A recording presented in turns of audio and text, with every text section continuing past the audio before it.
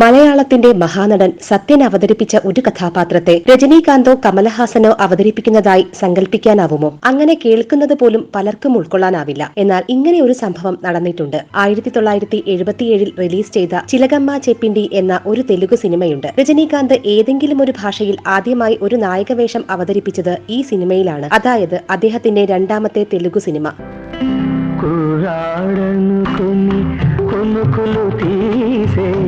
వెవిదానికి పిలుపు ఇదే నా మేలు కొలుపు కురాడనుకుని కునుకులు తీసే వెవిదానికి పిలుపు.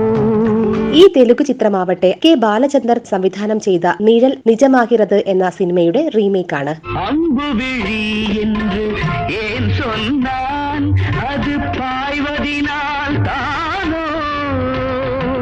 ഈ ചിത്രത്തിൽ കമൽഹാസൻ അവതരിപ്പിച്ച കഥാപാത്രത്തെയാണ് തെലുങ്കിൽ രജനീകാന്ത് അവതരിപ്പിച്ചത്.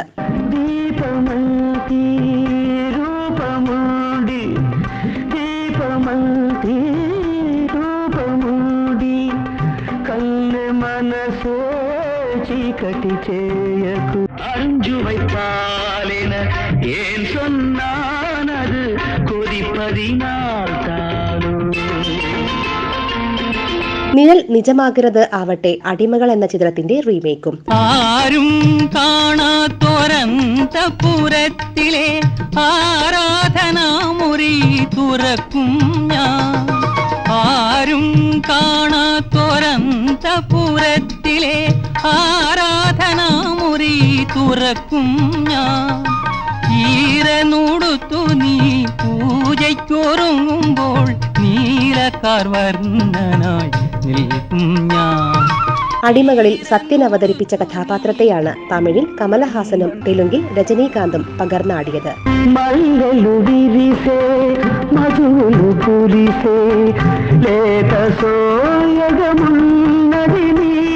കാമിനി നിന്നെ ഞാൻ ഉറക്കുകയില്ല, താഴമ്പൂ മണമുള്ള തണുപ്പുള്ള രാത്രിയിൽ.